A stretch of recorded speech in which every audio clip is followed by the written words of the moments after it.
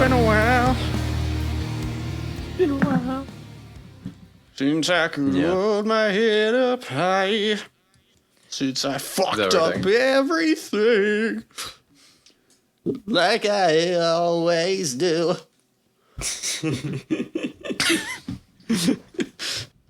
I wonder if that extends to like that song, you know, like he fucks up everything. I wonder if he's also implying that he fucked up that song.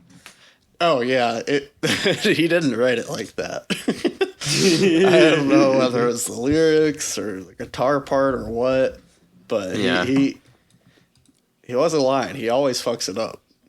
You know, it's kind of an interesting paradox actually. If you say I fuck up everything, that would imply that you also fuck up like saying that you fuck up everything. Right. And so it's like the this statement is false, like paradox, you know? Yeah. It's a bit of a brain teaser. You know what I mean? Yeah. A bit of a stained tongue teaser. twister. A bit of a stained teaser. If you will. I will. Thank you. Hello and welcome to the Album Spotlight Podcast, the only podcast that puts a spotlight on albums. My name's Noah.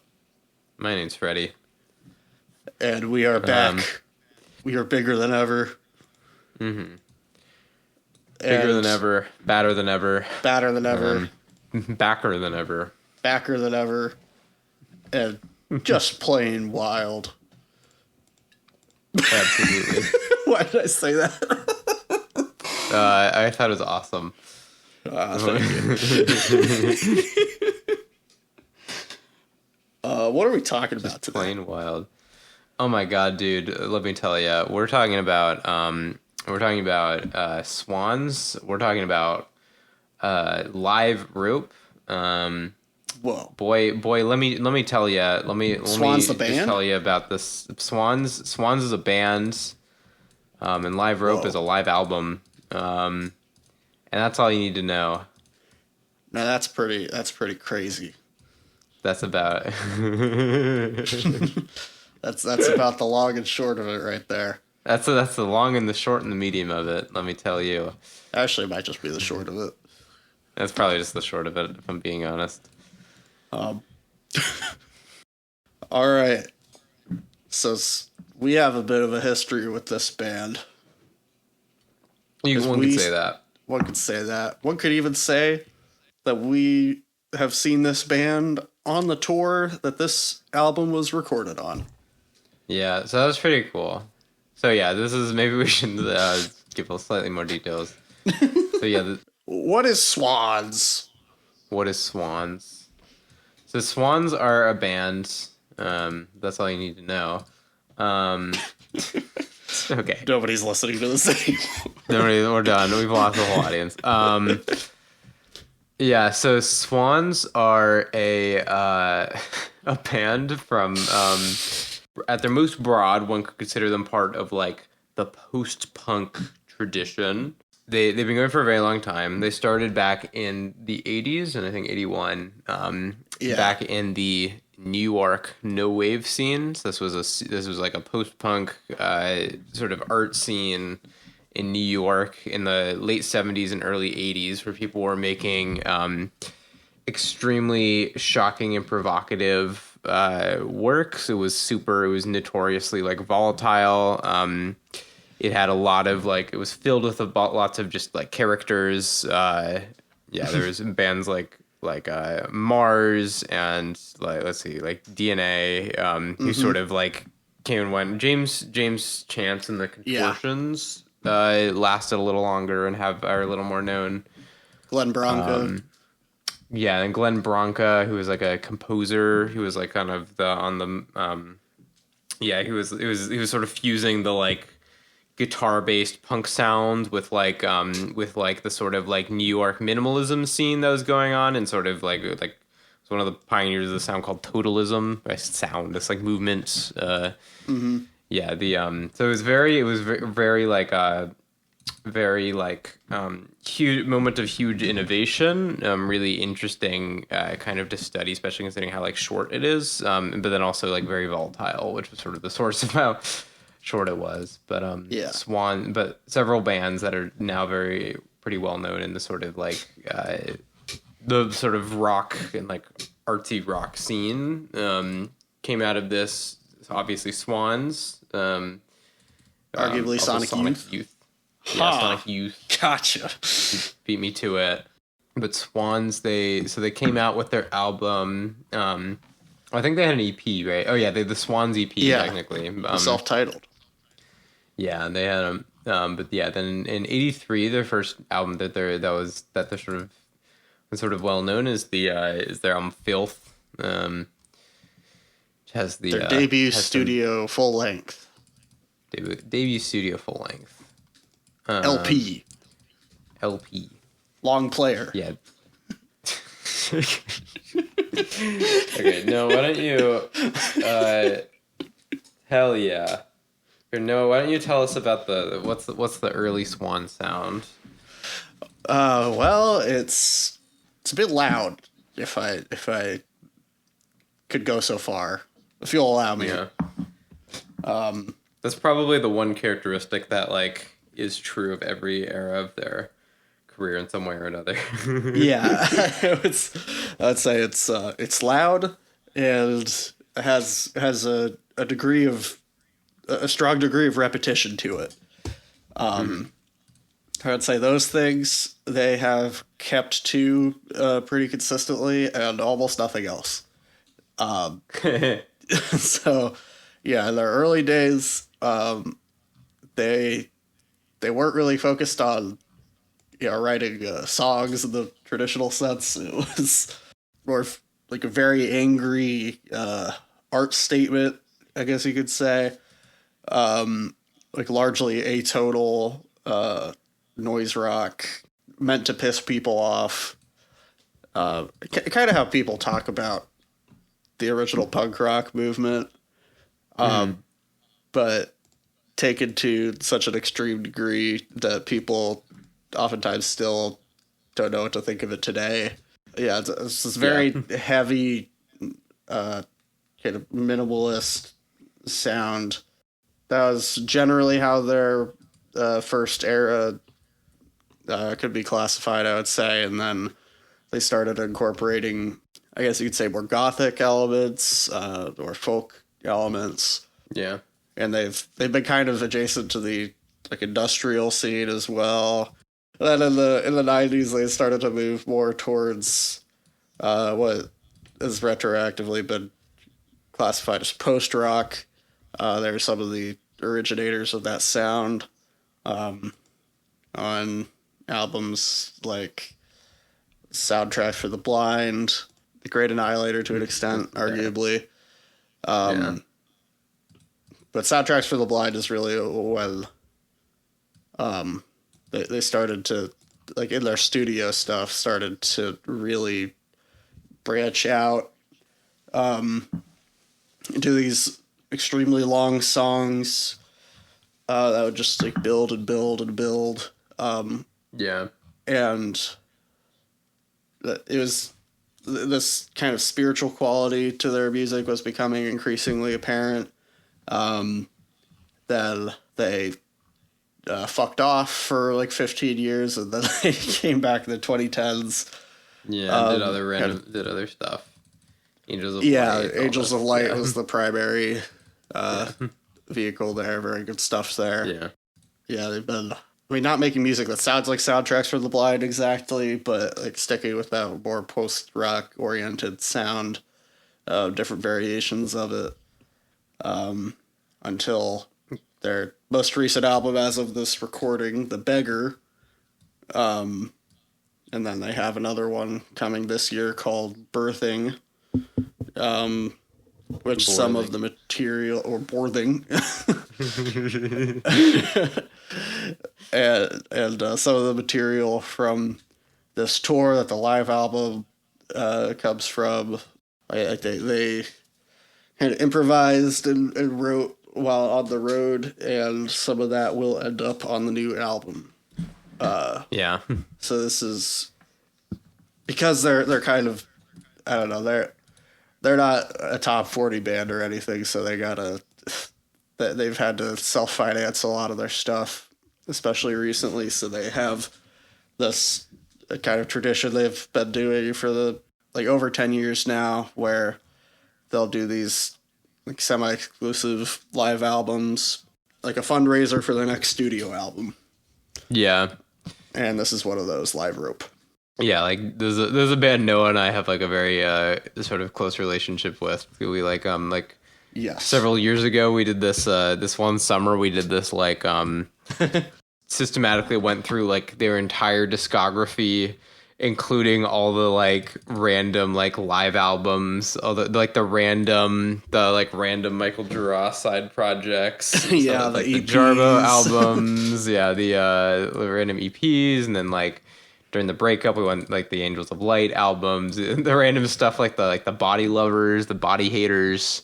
Yep. There's so much of this, like, yeah, there's like so much material here. I mean, my experience has very much been like once you like sort of get into you start to like familiarize yourself with the world, like you start to see something sort of common amidst all of it. Like there's just something kind of distinctly Swans about all of it, but it very much changes form in a very like in a really striking way throughout it. And so you just sample 2 random songs or 3 random songs from just random parts of their discography. They can sound very wildly different.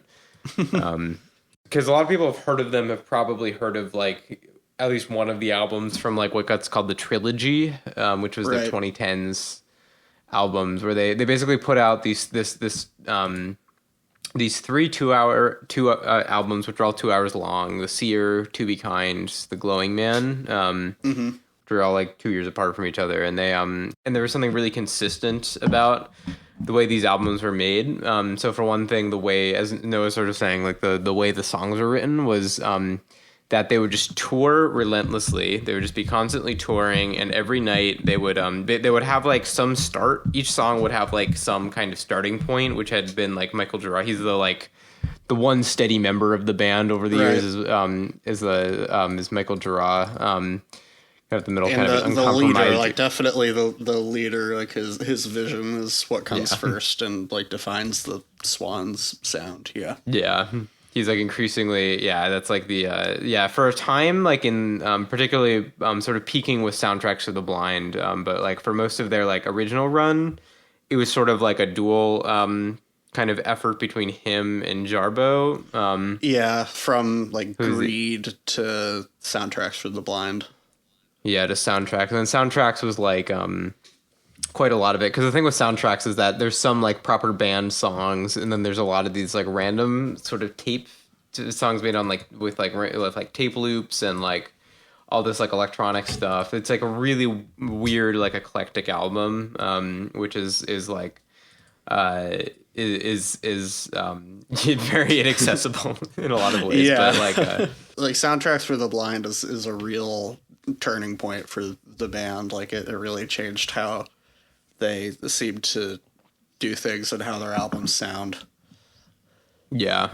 Like that was when really they completely moved away for the most part from shorter, like more compact songs, because they would stretch out their stuff live pretty much from the beginning, but that was when they started to do that in the studio as well. Yeah. Yeah, these extended songs. So like Helpless Child is like this early album centerpiece on Soundtracks for the Blind, and it's like a 16-minute song. Like, and there are 4 songs like that on Soundtracks for the Blind. On Soundtracks for the Blind. It's 2.5 hours long. Yeah. Yeah. Which, so is Live Rope. Yeah. So is Live Rope. But yeah, so it's sort of, so what kind of characterizes the Trilogy era, which was like basically the 2010s, was that they would do this thing. They basically systematized this process much more, where it was, so like Michael would like get these ideas and sort of sketch them out on an acoustic guitar. And if you listen to some of the really deep, like demo material and some of the random like Michael Giroux solo projects, you can hear early versions of these songs, like in demo form or whatever, where it's just him and an acoustic guitar, and it sounds completely different. But it's like, it's clear that like in his head, it had like the kernel of what the song kind of turned into. They would sort of pull them together a bit as a band, and then they would just start touring. Like they would just like relentlessly tour. And every night the songs would be just like a little different, and they would like evolve, and they would sort of sometimes kind of like merge with each other and meld in different ways. So it was this very like guided, really this like guided improv kind of process, which was like, and at the center of it was like Michael Girard just being able to kind of like if you like watch him on stage is really incredible. He's able to just sort of like the band just moves with him. He'll like often stop playing his guitar and just kind of like gesture with his hands, and he'll get and like guide the whole band this way, and everyone kind of is able to just like lock in and follow the and so the songs just like morph and evolve in this sort of in this like iterative process. Well, he's and then like eventually loosely conducting them.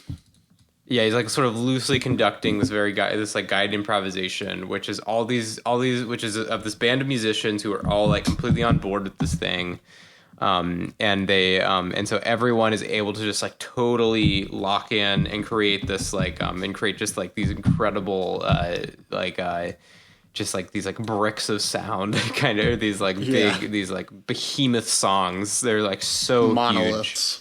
And then basically the albums just come of like basically doing that process and then just like freezing it in time at some point, just like stopping touring, going to the studio, recording relentlessly, and like studioizing the whole thing. And then they release it and then they go right back to it. You see the marks of that process and how like all three of the trilogy albums have like a centerpiece half-hour-ish song. And these actually all came...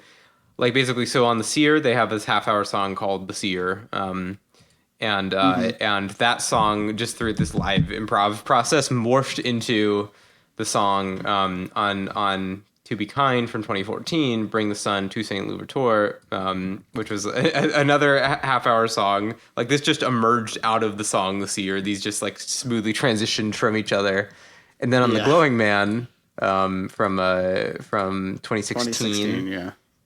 From 2016, then they have the song "The Glowing Man," which came out of "Bring the Sun to St. Louverture," and so this was like a smooth. There's like just a smooth transition in this like of this half-hour song between three, just like slowly turning.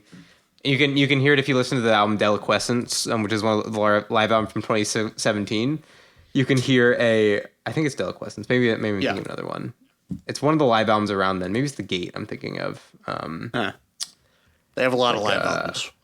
They have a lot of live albums. Anyway, they have one live album from around this time. Oh yeah, here it is. It's Not Here, Not Now, from 2013, and you can hear this 44-minute version, which was recorded in October 2013. So halfway between The Seer and To Be Kind. You have this 44-minute song called The Seer / Bring the Sun / To St. Louverture. And so it's like halfway between these two versions. And it's like incredible to just hear it like transition, like knowing the songs so well, which are like pretty different on the albums, and seeing like the transition between them.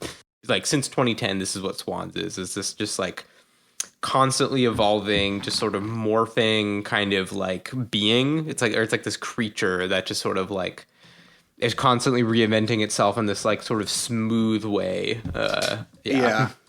And I want to make it clear, it's not like a jam band situation, where they're touring constantly, and they basically have a more or less normal song at the core of it, and then sections to improvise and solo and stuff.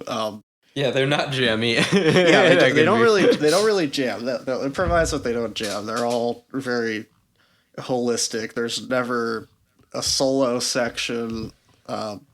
Nobody's really standing out. They're all contributing pretty equally to this giant, like monolith of sound. There aren't that many bands I can think of that really do that. Yeah, it really takes a really particular kind of configuration of like musicians and like just like kind of this singular vision to do anything like remotely like this. It's really quite singular what they do. You could compare it a little bit to something like King Crimson, but even that's more of a progressive rock thing where we'll have those solo sections. They got compared a lot to like at least their later post-rocky stuff gets compared a lot to say like Godspeed You Black Emperor. Right. for like the another like the really big famous post rock band. But they're much more. It's closer. They're closer to that than say like Grateful Dead or something. Yeah, they're closer to. Yeah, they're definitely closer to that. But then of course with like Godspeed is much more like, it's like I've seen Godspeed live, and they were really good. Though it was awesome. I've seen both these bands live, and it's like Godspeed. It's like I was like, oh, that's this song. It was like it would sound. It was like they would be playing the song sort of basically as it was on the album. Whereas Swans, you're just like, you just go there and it's like you're seeing a Swans show. You don't know what song they're playing most of the time. It's just like you're seeing. It's like you're watching Swans in its like process. Yeah, exactly. I think of Swans as essentially being a live band that also is capable of making studio masterpieces. Mm-hmm. It's really a pretty unique. Yeah, it's really quite. Yeah. Yeah. Like how many bands can say that? Yeah. It almost reminds me. It's almost a bit like, I mean, it's almost like the honestly like the closest thing I could relate it to in kind of ethos would be something like would just be basically jazz, like most of it just like in the way it's like it's different every night and you're like constantly like reinventing things and like building and like that would be like that's honestly like there's not really another thing I can name that's like this within like rock music. Like I feel like you just have to go to other genres to really find something like this. Yeah.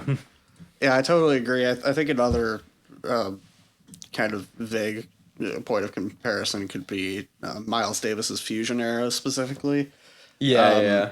Specifically the way that if you see live footage of Miles Davis from the 70s, like after the Bitches Brew era, he's doing a kind of similar conducting type of thing, like with his hand motions, or he's trying to like motion to the band to build here and then to like totally drop out here. Different styles of music, definitely, but that's probably like some of the closest I could think of. Yeah, I mean, I think that's a good comparison because it really is. Again, it's like one of these things where it's like it's like a band leader who's very like has just been doing this like a million years and is just completely is completely beyond to like trying to like write compositions which are just played as they're supposed to be. It's like just like is able to like fully lock into a and like just like live within a song that's like being made in the moment and just like control a group of musicians or just like be the sort of like the like locus point of this musical thing that's emerging from like all of these very skilled musicians who are like all contributing. Yeah, exactly. I think that's a good way to put it. So yeah, that has been kind of at the core of Swans ethos of the way they do things for most of their career. But they definitely have a huge discography. It makes them pretty daunting to get into. It really depends what you're looking for in terms of where you should start. But I would say probably don't start with this live album we're talking about here. Yeah, it'd be very funny too because you have to just like buy the CD to listen to it. Yeah, so there's already that barrier to entry. It's not on streaming. You can pirate it or whatever. You can get it on fucking you can probably find it on YouTube or whatever. But yeah, but you should support. Can you even get this one? You should support them, particularly if you like. I mean, that's why they release these things, these live albums, to like fundraise for the big albums. So it's like, So if you pirate it, it's a little fucked up. Not gonna lie, but we might come to your house. We might kill you. We might kill you. Mm-hmm. We might club you like a seal. Club you like a seal. Nothing personal. But yeah, we're really discussing a work of theirs that's so deep into the Swans world. It is potentially the least accessible point because there's so much kind of leading up to this. I don't think you need like the context of their entire discography to understand what's going on here, and it's not really. It is its own thing. It's not going to be very similar to its studio counterparts, like the songs that show up here. Well, some of them don't have a studio counterpart that's released yet. I don't know. I think there is something about like the way that Swans have seen pretty unprecedented popularity for that. Obviously, they're not a top 40 band, but they're considerably more popular since the trilogy than they were previous to that. Yeah, and I think part of that's just the internet, and they got picked up by like the internet media, like the internet music kind of sphere. But then it's also just, I think there's something very like immediately intriguing about their sort of trilogy and on sounds, which is very like represented on this album, which is something you can pretty immediately it's if you're someone who's like open-minded, who's like relatively, even if you don't have a particularly like trained and seasoned ear, if you're just someone who's like interested in music that's like that's like doing something kind of sort of artistically innovative, like, you know, seeing these like, you know, 25-minute songs which are building something, which are clearly like you know, sort of building this sort of singular idea in this way that's very like that's very like not represented in most areas of music. I don't know. There's something something that's kind of like immediately appealing about it if you're like down for this kind of thing. Yeah, if you've got the itch for this, there's not really much else that's going to scratch it. Yeah, you're telling me. I am telling you. Also, might be worth mentioning that this is coming at the tail end of their, Gerard calls it big sound period. That's very Gerard. Oh my god. Yeah.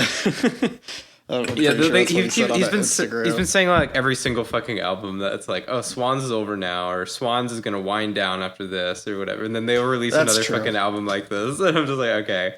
I think it's just gonna. I think they're gonna keep doing. Like, I don't think they're gonna be able to stop until Gerard is like bedridden. Like, oh, he said that Swans is going to exist for like the rest of his life in some capacity.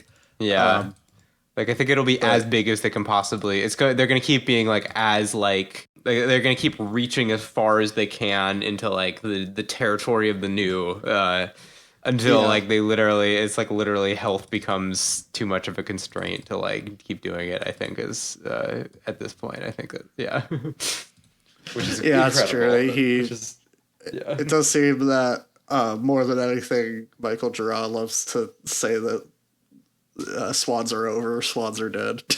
Yeah, kills it over and over. Swans are dead. He kills it over and over. It's very funny, like, to hear him talk about his own like music. They have this compilation album called Various Failures. Yeah, he's like extremely self-critical.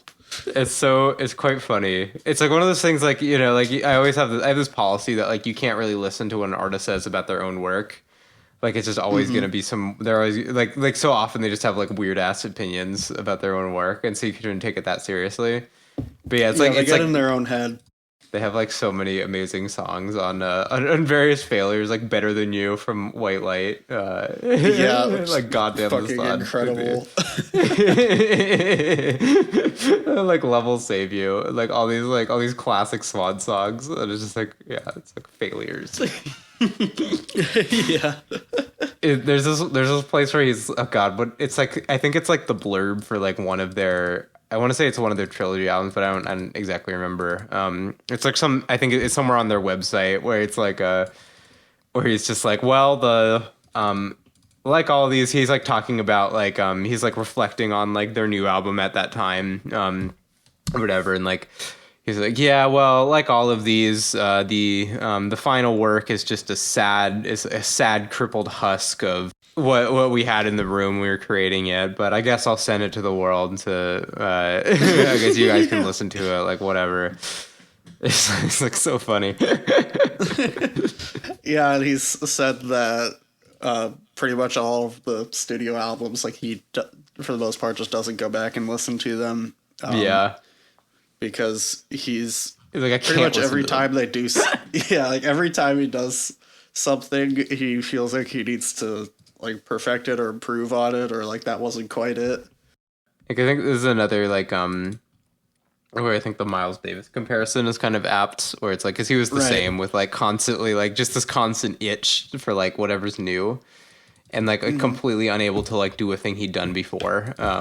Just like completely, I think that is like that. There's a certain hallmark of like a really of like a that's a certain kind of artist, which I think is really just unique and important. Who's someone who's just like, and it can be kind of annoying too, because of course, like there's a place creative. Yeah, because someone who's just completely restless like that. But that is like, I feel like the just sort of the ecosystem of like art and like creating new things. It's like people like this. Yeah. So, yeah. So that's like a good portion of the background for explaining what Swans is. Yeah, should we talk about the actual album now? Yeah, maybe we talk about Live Rope in particular now. In particular, instead of just the band. Yeah. Yeah. Well, so Live Rope, 6 songs, and the 2.5 CD listening hours. 6 songs. Yeah. They're a little long.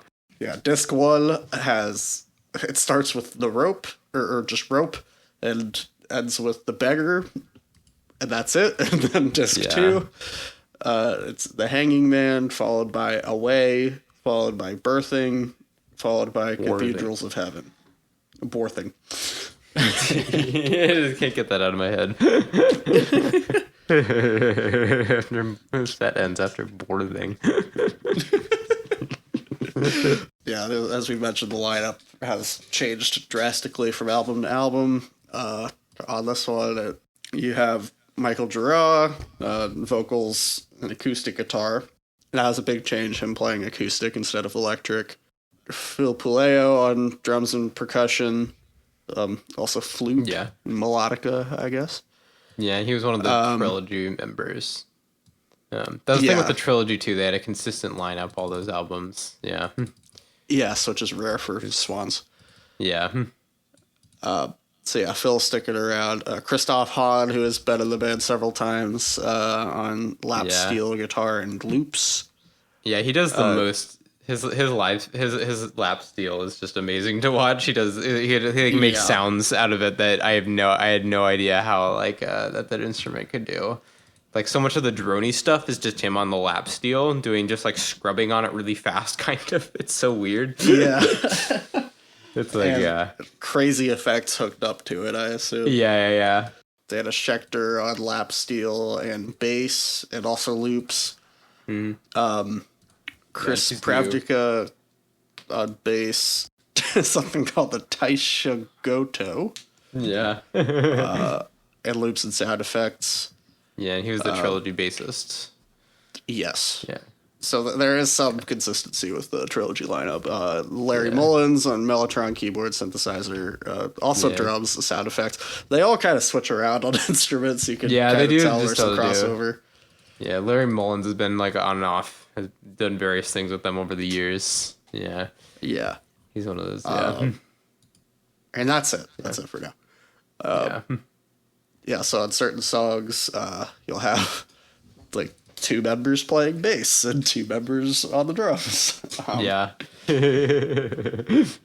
That's the setup. It's a pretty weird setup. You'll notice that there is no electric guitar, like just straight up electric guitar anywhere here, which is kind of crazy given how just heavy and dense this album ends up being. Yeah. I mean, I'll say at the gate, it's like I was like, I mean, because I enjoyed like the album that some of these songs came off of. That like this was like ostensibly the tour 4, which was The Beggar from 2023. So I enjoyed that album quite a bit, and so and of course I loved. I mean, and then live it was just like actually seeing it in person was just like incredible. But then this live album I was like. I've heard quite a lot of Swans live albums. I was like, oh yeah, I think I'm definitely going to. I was looking forward to it, and I was like, I'm definitely going to like enjoy it. This is going to be like quite good. I don't know that I was expecting that it would be like some of the best live material I've ever heard Swans put to tape. Like, this is a really good album. I was like, oh my god, like I've heard a lot of Swans live albums, and this one's really good. Like, yeah. But this one takes the cake. This one, Well, it doesn't quite take the Swans Are Dead takes the cake. Sorry, Yeah. Life Rope, but this one is very good. It's like, yeah. Yeah, Swans Are Dead is a contender for my favorite album ever. Yeah. Anyway, what do you think of this album? Well, yeah, I had a very similar experience to you. Also enjoyed The Beggar, maybe not quite as much as the trilogy, but I thought it was a very good album in its own right. And then basically I was hoping that it would compare to the show that we saw. I saw them twice on this past tour, actually. So, yeah, I was hoping it would compare to that, and it definitely does. It pretty much just takes what I assume are some of the best performances from that tour. So some of it I recognized from when we saw it there.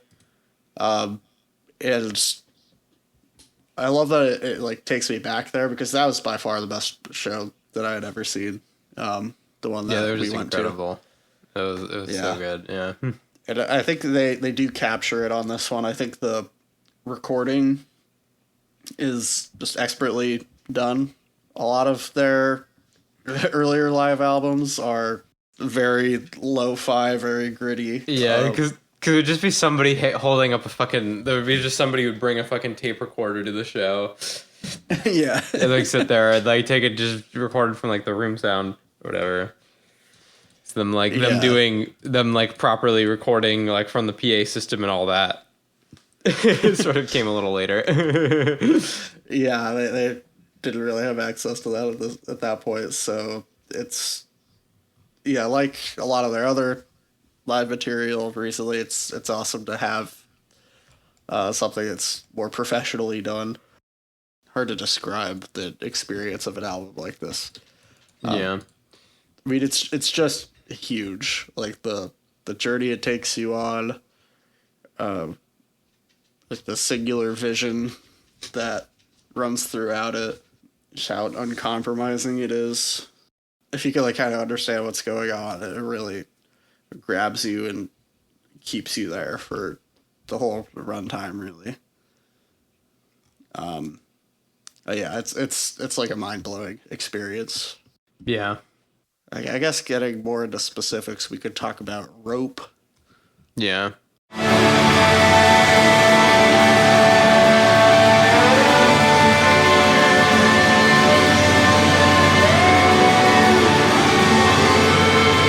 It's just sort of this big, like, kind of extended, like, kind of drone composition. Like, it has a very long crescendo at the beginning. And it has these big, and then it'll have these big kind of like thunderous sections where they bring in the drums that are just going like. This one doesn't have like any sort of normal song component to it, and it's 25 minutes. Right. And it's just like, yeah. So it's like if you're like an old time Swans fan like we are, it's just like, oh yeah, this is the shit. Yeah, exactly. Yeah, they've done pieces kind of like this. Something that comes to mind is "Feel Happiness" from Swans Are Dead. Yeah. Where it's this seemingly kind of free-form, long, droney piece, but it manages to really lock in and get extremely heavy eventually. Yeah, that's just an incredible song. That's like, yeah. Yeah. I'm pretty sure this is how they opened the show. Yeah. That we went to. Yeah, I think so. I don't know which date this was recorded on, but yeah, there's a good chance it sounded a bit different the night we were there, but yeah, it's interesting. Like, there's some songs on here I like remember them from when we saw them. But yeah, then there's some where it's just like, well, it's it was probably just a little different every time. So yeah, yeah, it's hard to say exactly sometimes. Yeah, I mean, the way that Rope starts basically is Michael Gerard's just strumming his acoustic guitar on a single chord, just doing these, I don't know, quarter note downstrokes, just do. Yeah. Just kind of unrelentingly doing that for a long while and doing this kind of like wordless chanting. And his vocal delivery for pretty much this whole project is this kind of like bellowing singing style. His voice has a lot of power and volume to it. He's not screaming, but it's not extremely melodic either. Yeah. It's like a very ritualistic chanting type of thing. Yeah. Yeah, that's like total draw. Like just he turns into this like just sort of like spiritual like guide or whatever. He's like leading you in a ritual. Yeah. So it sets the tone for the rest of what you're going to experience really well, like that first leg of the song. And you get these other layers of instrumentation coming in. It can be hard to know who's doing what exactly because it has this wall of sound quality to it. But yeah, as they start to like add on the layers, it starts to have this like really beautiful kind of ethereal, pillowy sound to it. Yeah, it's really beautiful. It is. Yeah, like when they really get into the droney part where you're like sort of floating. Yeah, it's really quite beautiful. If you just randomly dropped in at like 7.5 minutes into Rope, you could like probably convince someone that it's like a snippet of a CRO song or something. Yeah. But, you know, when you're playing it live, it's like loud as shit and like heading in a more kind of like monolithic, aggressive direction as they start working in more dissonance. Like the drums are quickly hitting this kick in the cymbals, just like pushing everything forward. It was one of these things like of this kind of sort of the post 2010 Swans is that they'll get to these sections which are just as intense as like the early stuff. But it'll be like sort of cushioned in these like big long kind of like it'll start really quiet and just very slowly build to that point. And so that by the time you reach like in Rope at like 14 minutes when it's like you're like staring into like the pit of hell, it's like just absolutely like yeah. Like it's just these huge shrieking, like it's probably Christoph or Dana, one of them, like on just like kind of like on the lap steel, just like completely like making it just completely shriek and just like it's like, and then there's like this drone that like sounds like a siren. That's like I don't know. It's just like it's so it just sounds like the world is ending.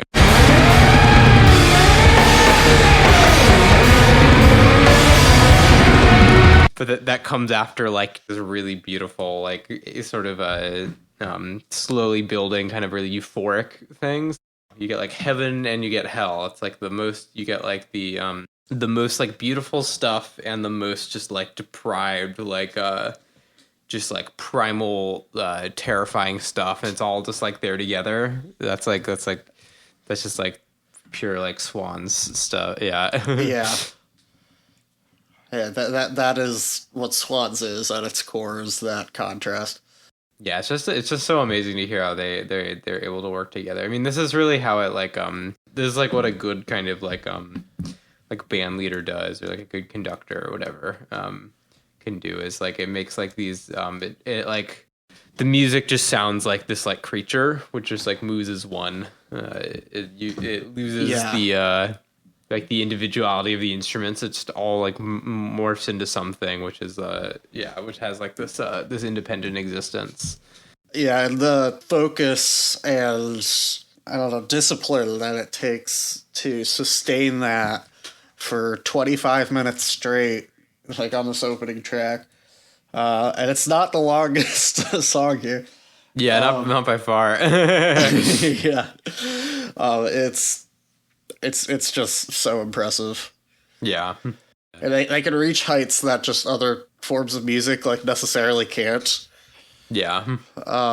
Like you can only really get these sorts of feelings that evoke this type of experience through that kind of extended focus and discipline. So yeah, it's just incredible. It rocks. And I'll say it's more than just like that it builds. It's not like the point isn't just that you're like waiting for the big loud part. It's it like always has some sort of atmosphere that is enveloping you. And then yeah, when it does build and it does get really crushing, it just totally flattens you. Yeah. The way rope ends and transitions into the beggar is so crazy. Oh yeah. Yeah, that absolute slab of noise Yeah. comes towards the end. You're going like, yeah, oh man. And there's atonal shrieking from the lap steels. It sounds like demonic or like human screams. Yeah. But yeah, it does lead straight into the beggar. You don't really get a moment to breathe because there's this little drone in the background, and then Gerard just immediately starts his next like acoustic section. But this one, like the one that starts rope, is kind of plaintive, but this one, it has like a real tension to it. It's very sharp and dissonant with the little staccato chord, the Yeah. I guess it starts feeling very anxious to begin with.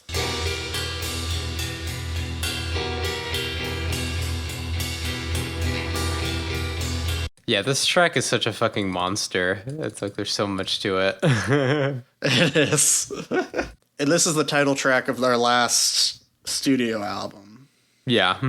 And I think he makes it through most, if not all, of the lyrics of the studio version. So this is like closer to a studio song that we have with Rope. Yeah, usually they'll have at least like one song, which is like a proper, which is like more of a proper studio song, or like closer to the song as it was in the album. I remember when we saw them, I think it was, I want to say they played, was it Ebbing?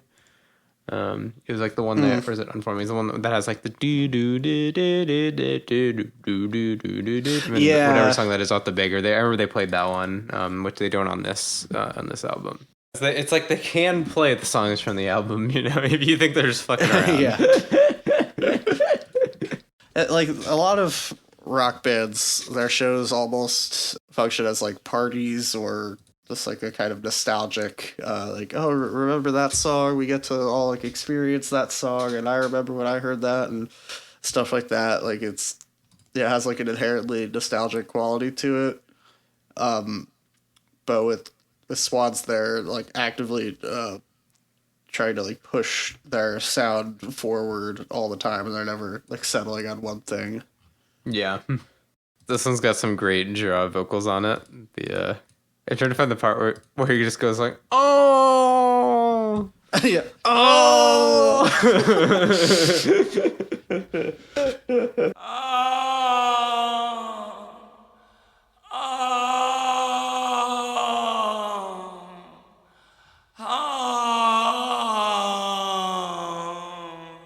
yeah, this part where he's just like loudly moaning essentially the whole band cuts out. And that sounds really funny describing it like that, but after the like insane noise that precedes it, it's pretty unnerving, I would say. Something else to mention with the Beggar, the studio version is 10 minutes. The album version is over 50 minutes. Yeah. Hey, they extend that one a little bit. It's like, many people were forgotten along this road of broken limbs. Upon this hill, I'll build my tower to survey their plowing in. And he's like, and it's like in this part with this kind of what sounds kind of like a stretch vocal sample or something, kind of drone in the background. It's really eerie and like it was very kind of like visually evocative for me, I find, in this version. Yeah, maybe we could talk about the lyrics generally and Gerard's like lyrical style. It's pretty interesting.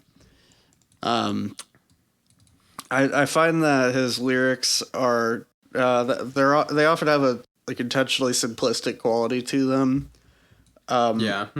He's like very fixated on like these basic parts of the human experience, a life, death, birth.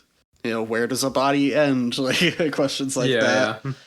Yeah. Like even on this album, you have like the hanging man versus birthing. That was a juxtaposition of life and death, and rope. I think you could say there's like a parallel between like a rope and an umbilical cord. Yeah. Is kind of being implied there. Birthing, yeah. Yeah, birthing. Yeah, on this song, The Beggar, there's this motif of, like, will I remember how to live, or will I finally learn to live? That's where my will to live begins. Yeah, it deals with these, like, kind of abstract, but, like, really basic and fundamental, like, philosophical questions, I guess. Yeah, it's like sort of ruminations on and kind of staring at, like, looking kind of right in the face of, like, the kind of, like, unsavory parts of, like, you know, being a human or whatever. And sometimes it's more, and it's interesting to see, like, various times, because it's just, like, so much of their music is sort of interested in these themes, you know, life and death, and like and you know, like being born and dying, the sun, and like the sun and the earth and the and like, and these like in this, there's all this stuff about like licking up your spit and like the sewage and the naked body and all these like sort of this bodily stuff. Yeah, and in the earlier stuff, it was like entirely preoccupied with that more like negative and disgusting and angry part. And like some of that definitely carries through here, but now there's like a bit more like yearning and questioning, like ruminations, like you said. Yeah, that's the thing that becomes very interesting, is like there's like this sort of cruel nihilism to their music in like the early stage. And then starting with Children of God, you get something which is a little more kind of which is like a little more mixed in this way, where there's like they start to like really indulge in like they maintain all of the like going down to like the pit at like the bottom of humanity, just completely like reveling in like the filth of like the worst of our the things we do or whatever. But then there's like also there's also this like spiritual element. There's this thing of like seeing and like feeling beauty in like its fullest while not like letting go of the other stuff. And it's very like so that's how, like Children of God is very much like that. Like there's this like very kind of beautiful, like, you know, serious kind of like or like, you know, like indulgence sincere. And like sincere like indulgence in like religion, spirituality. But then like it's simultaneously like being critical of it. Yeah, it's very very interesting as a lyrical evolution. Yeah. But yeah, that brings up another thing for me, which is another theme is like evil in their music, and like how humans can do like evil things, why we do the things we do. There's a song on To Be Kind that's just called Some Things We Do. Some Things We Do. Yeah, like it's just saying a bunch of things we do. Yeah, it's funny. Yeah. Yeah, To Be Kind is, I remember when I connected I remember like the light bulb moment when I connected is there a name for like a Germanophile or something? Like somebody is like that's what like Michael Gerard is. He just like really loves Germans and like German stuff. That's like a consistent thing. He lived in Germany for a while, right? Yeah, he lived in Germany for a while. I think he's particularly fond of it because he had this period when he was a kid where he was traveling in Europe with his dad, and he just like ran away. And like so he like lived in just these random ass places as like a street urchin. I know, just like what the fuck is wrong with this dude? Yeah, but he he was like a street urchin in all these random cities in Europe, but he was like very fond because people were like very kind to him in wherever he was in Germany for a while. And he developed like this like sort of fondness for like the German people kind of through that. And then he was on all these. I think he said he was like in like he was, I think, in a prison in Israel for a while, if I remember right. Yeah, funny. I'm pretty sure. Yeah, just what a weird guy. What a weird fucking dude. Yeah, this one he was like 15 or something. Yeah. Anyway, but he has this like, so there's this like German thing that goes that's like a 3 line of their music. And so there's things like they have this they released this EP, this so-called EP, which is just like a bunch of songs from Soundtracks for the Blind, but just in German. Just for some reason, it was like a German version of it. And then they obviously have a couple members of the band. We have a couple who are German at various points. They have like Christoph Hahn.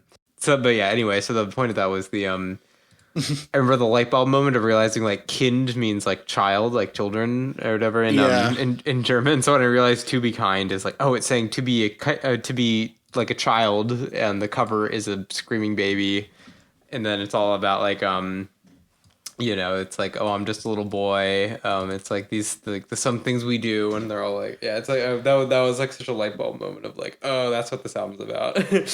Yeah. Yeah. that is really cool. Anyway, so yeah, it was particularly true on that album with like birth and stuff. But yeah, I guess he's kind of, I mean, that never totally left like that lyrical fixation, and it seems like on the new album, since it's called Birthing, that's going to be a focal point as well. Yeah, I think it's interesting. Yeah, like "To Be Kind" is interesting because it's such a like specific, like I think it's such a like targeted, much more like specific, thought out kind of like I don't know, like intervention or like kind of like meditation. Yeah, it's like a much more like it's a symposium.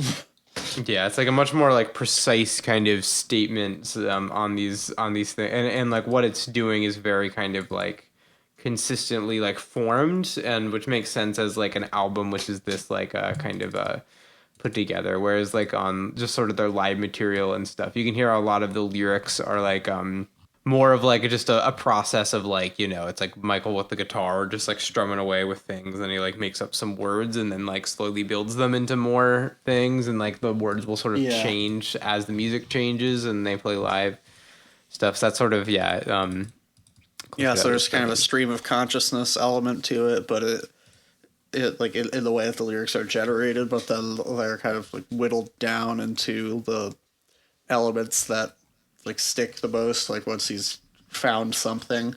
Yeah.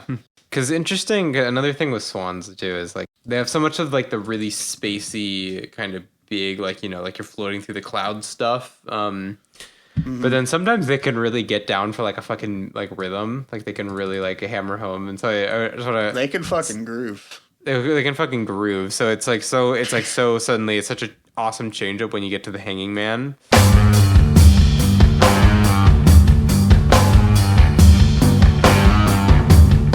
And this track was on Leaving Meaning. Yes. Their 2019 studio album. And this is maybe the closest we get to the studio version of any song on here. Yeah, like they do actually like kind of play the song pretty straight. Yeah. Yeah. And this was, I remember, one of the singles leading up to Leaving Meaning. Yeah. That was such a crazy era. One of the more recognizable, like immediately recognizable once that bass line comes in, songs there. Because like the experience of us going to the show, there were not very many parts where I was like, oh, I know what the song is. Like I would often like recognize lyrics here and there, but sometimes I'd be like, this sounds totally new to me. I don't know what's happening right now, but it's awesome. So this is a bit more straight, but still it's... They get a bit more wild on this one than on the studio version. Yeah, they get a little more wild. The bass line is really the bass line is so thick and gnarly in this version. It's much more like kind of stripped back and like kind of ominous in the studio version. This one's just like it's really grinding. Right, it's really great. Yeah, like the live version is so much more forceful. You can really like stank face to it, like pop your head. I know, it's like it's fucking like heavy, It's just like, oh yeah. Yeah, it's this heavy ass groove. And I remember you had both percussionists just playing drums, like the two drum sets facing each other, and doing this interlocking groove. Yeah, on the Hanging Man, they really like stick to this one groove throughout. Yeah, it gets so heavy by the end. Like, oh my god. Yeah, around like 11 minutes or of so. like lap steel noise. Yeah. Yeah.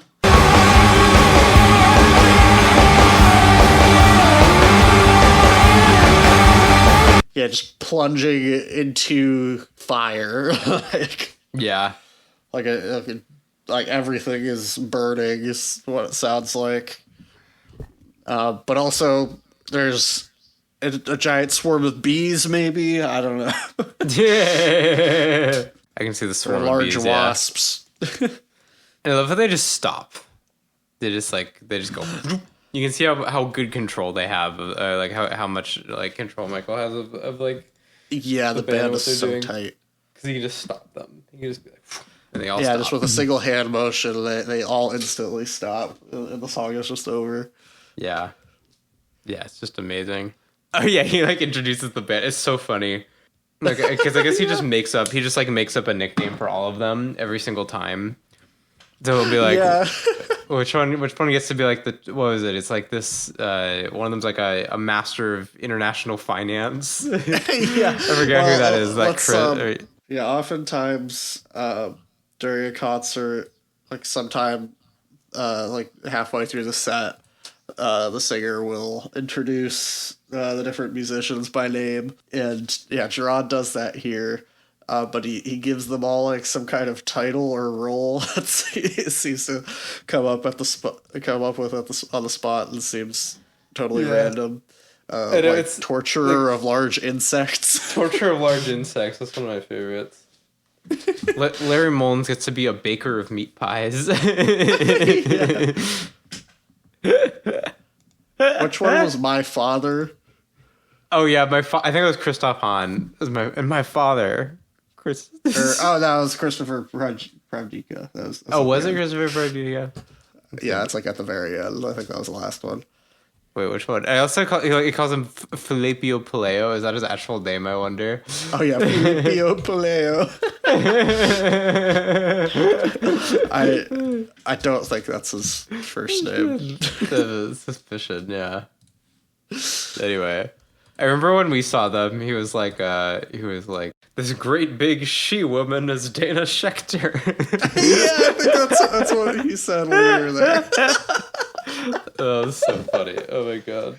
I forget which one it is here, but you can hear him like audibly trying to come up with the next one. Yeah. There's like a pause there.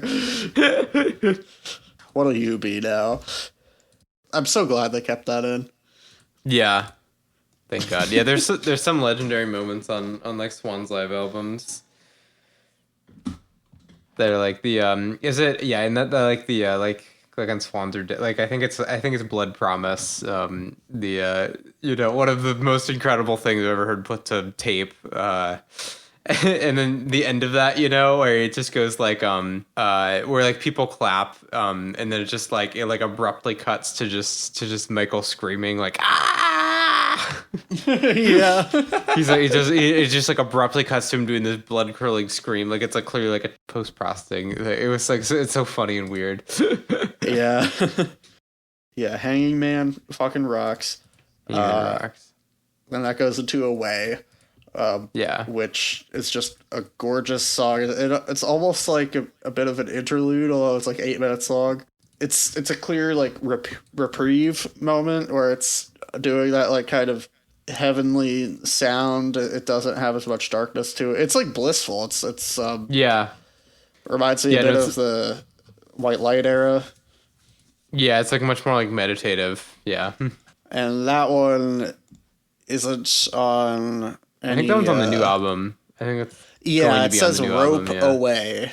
So it's like that's the closing track. So I don't know if it's maybe the song Rope and Away are like one song on the studio I guess album. we don't know yet, yeah. But it hasn't been released yet. It's set at the time of recording.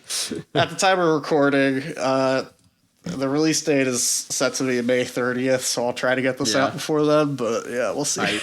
Yeah.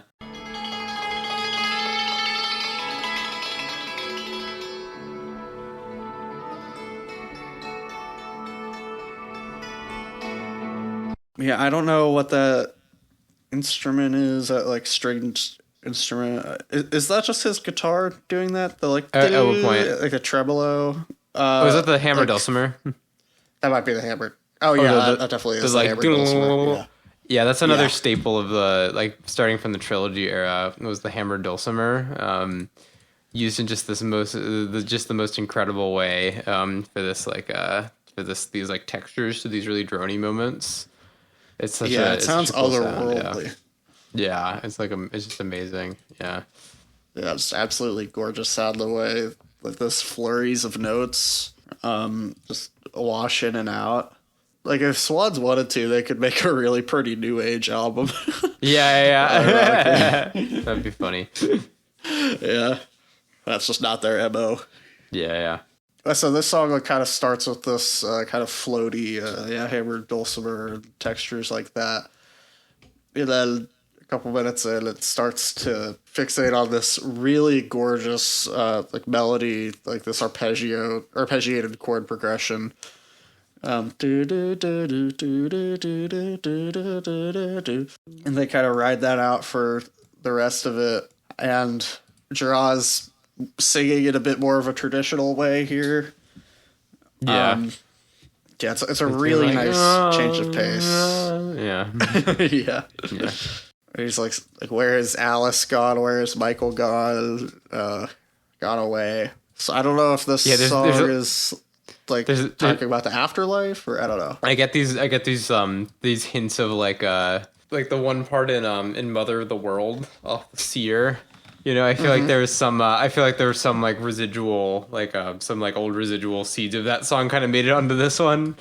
The part where it's like the where are you now, because like that's what part of the song is, the part where it's like, and where are you now, the world, yeah. It's like, and it's kind of similar to this. It's like a where are you now, Mother of the World, and it's it's really interesting, the motifs that he comes back to lyrically. It's just gorgeous, man. Gotta hear it. Yeah. They make 8 minutes feel so breezy, though. Yeah, I know it is. It's just like a little. It's an 8-minute song, and it feels like a little like drop in the bucket. Yeah. So dwarfed by almost all the other songs here. Yeah. I know. Yeah. Well, speaking of songs that aren't 8 minutes, Birthing. Yeah. Borthing. Yeah. Borthing. Yeah.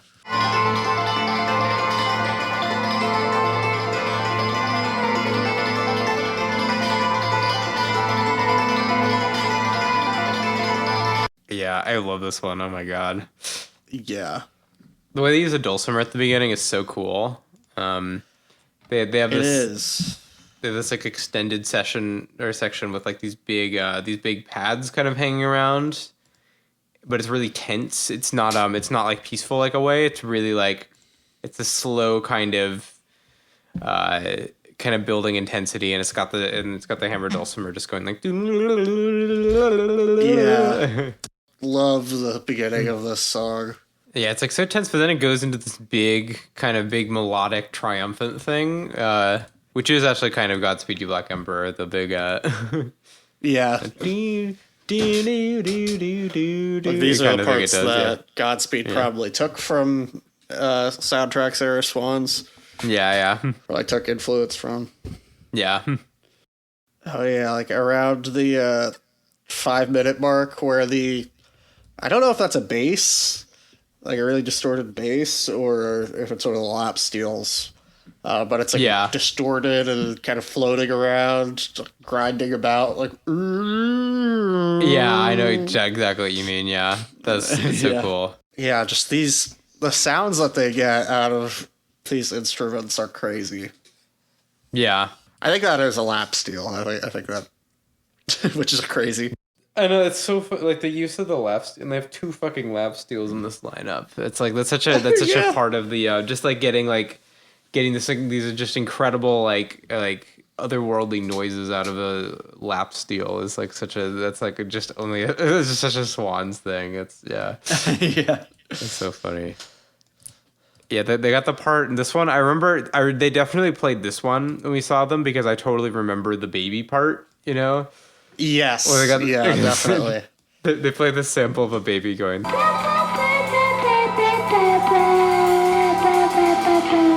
It's like so funny. It's like it's so weird. It's just like I don't know. It's so like Swans. It's so Swans. It's like they do this shit all the time with the with like the weird baby noises and stuff. They're always so fucking unnerving. Doing this shit because they have these big loud parts. And then they go into this like spacey part again, where they then have like this really weird sound that I don't know what it is exactly. It sounds like it could be a something guitar-ish could create it, but it's just the sound of like it's like duk, duk, duk, duk, duk, duk, duk, you know what I mean? Oh yeah, where is it? Like 21 minutes or like a little after. Oh okay, I'm close to that. Let's see. Oh yep, yeah, right there.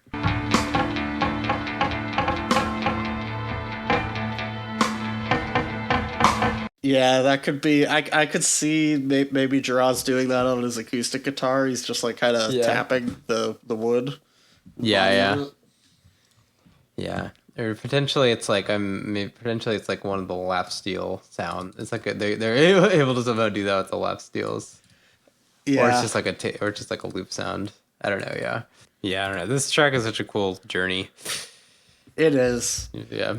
Yeah, it's possible. You're probably gonna have to give this thing a couple of listens, like, to really get a handle on where it's taking you and stuff.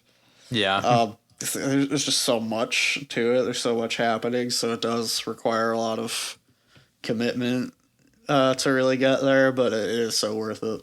Like on the album and this tour and phase in general, they're doing the life and death juxtaposition thing, like birth and death. But like, even in this song, it has both of those because I think the beginning of it, it's called birthing, and it sounds like the sound of life being born, or maybe the whole universe or something.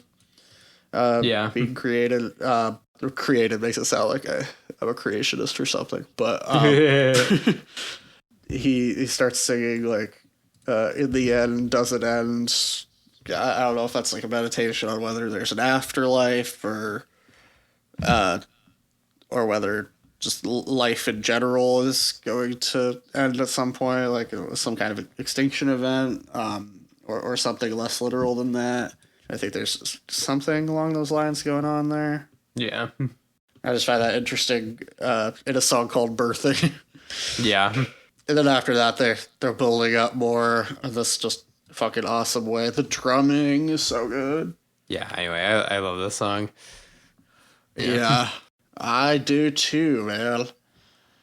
And so seeing it live, it's like it flattens you, Like, yeah. It really, it's like a physical presence in the room that is like almost physically too much. Yeah. There are like urban legends about people like shitting themselves in like early Swans concerts. Or like throwing up or whatever. Yeah.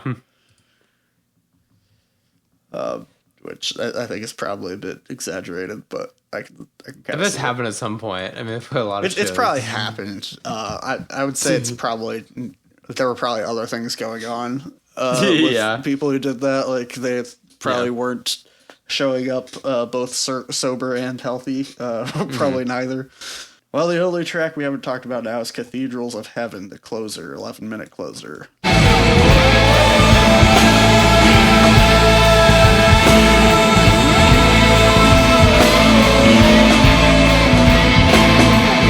This one sucks. Yeah, this they dropped the ball here. They just dropped the ball, man. Yeah, particularly the first couple of minutes remind me of like the title track on To Be Kind, like the closer. Yeah, I think there's some. I can hear that. And it's also taking the lyrics from Blood Promise. Yeah, he does say that. Your Blood Promise, yeah. Yeah. Like once the song really gets going, I think he's doing like the whole verses and stuff too. Yeah. Blood Promise is a contender for my favorite Swans song. Yeah. Particularly the Swans Are Dead version. So yeah, that was a treat hearing that here. I would have lost my shit if they played. I'm pretty sure they didn't play this at the show we were at. Yeah. Or else I would have lost my shit. But I mean, I did lose my shit anyway. Shat myself is what I'm saying. Yeah. Yeah, this one has this really ominous like organ sound. And it sounds like Birthing is like the end of a show, and then this is like a different thing. Yeah. I think that's like recorded a different date. Yeah. Yeah. But yeah, really ominous and dark sounding. Like the way it starts. It sounds a lot more hellish than heavenly. Yeah, he's singing the lyrics to Blood Promise here, which originally came out on The Great Annihilator in '95. Great Annihilator. Which is really interesting considering how old that song is and how he doesn't usually like revisit them. But this clearly isn't the same song as that. Yeah, and it's just the lyrics. He's just doing he doesn't do the melody. Yeah. Yeah. Still very interesting and very cool. Just reading those lyrics gives me chills from Blood Promise. Oh my god. Yeah. Every breath I stole from you, and I will never see your broken body. Although on this song, he says, I will never see your perfect body, which is interesting. Yeah, and you have never spoken an unclear word, and I'll never betray your blood promise. Yeah, the atmosphere of this song is so fucking dark. Yeah, this one has kind of a groove to it as well. Not as much as the Hanging Man, but it's got this kind of like 3/4 thing. Yeah, that's what I was gonna say. It's like once that drony atmosphere goes away, they get into this really killer, still very dark, but like really killer groove. Like very bass heavy, like doom doom doom. Or oh no, it was on Leaving Meaning. That's what I'm thinking of. Yeah. Oh yeah. I was like, I know this song from somewhere else. Yeah. Yeah, the studio version is like pretty soft and like kind of folky. At first. So it's interesting doing this like really dark and heavy, groovy version of it. Yeah, very cool ending. I think. Well, did we do it? I think we talked about it. Surely, we talked about it. Surely in there. Surely at this point. At this point, we've talked about it. If we haven't convinced you to check out Swans yet, well, you probably didn't make it this far then. Yeah. Fuck. I don't know. Do you want to do a useless exercise and just say what would be a good place to start with Swans? A good place to start with Swans. Honestly, yeah. I mean, it would be like maybe. I mean, at least as far as like this sort of sound of them, just like probably one of the trilogy albums. Mm-hmm. Just like I mean, they're not like they're long, but I don't know. It's worth trying. So like the Seer, To Be Kind, the Glowing Man, just like one of those. People have different. And like see a few sort of like the sound. As far as like what's like actually accessible, or it was more accessible. I mean, because there's stuff that's like totally different. Like often like I think like White Light from the Math of Infinity or like The Great Annihilator are both like reasonable places for like old Swans. Because those are like some of their more accessible projects, and you sort of get like the thing they're about. You're going about it wrong if like you just to like sort of wean people or like to kind of like like work yourself up to it. Like ease people into it with like the more accessible stuff. Like I feel like if you want to be like just I don't know. Like what got me really into it was listening to fucking soundtracks for the blind. Right. And just being like, and just having, like my mind expanded by that album. And being like, I don't know. So it might just be like worth just like going into that one or, one of the trilogy albums or something. Just, or even just go back to like Filth or something and just be like, what's this crazy shit they were doing back then? Like, I don't know. Yeah. Yeah, you could go in order. That would be an interesting, evolution for sure. Yeah, I think that's a pretty fair way to look at it. It depends what you're trying to get out of it. If you want to, like any one album is going to encapsulate the band at that time and not necessarily in general. So, find one that sounds interesting to you. Like find an album that sounds interesting to you, and just go from there. I guess there's a lot, and almost all of it is fantastic. Just one of the best bands ever. So yeah. Anything else we want to say? I think that's what I wanted to say. All right. It's a good album. Good album. And Free Palestine. Free Palestine. Bush did 9/11. And Bush did 9/11. Bush did 9/11. Might as well have. Might as well. Yeah, I know. It's like, even if he didn't, it's like, you know, it's not that. It's not. Yeah. It kind of doesn't matter. It doesn't matter that much, you know. Yeah. Yeah. It's just sort of a cherry on top if he did, you know. Yeah. It'd be kind of fun at this point. Yeah, it would be funny.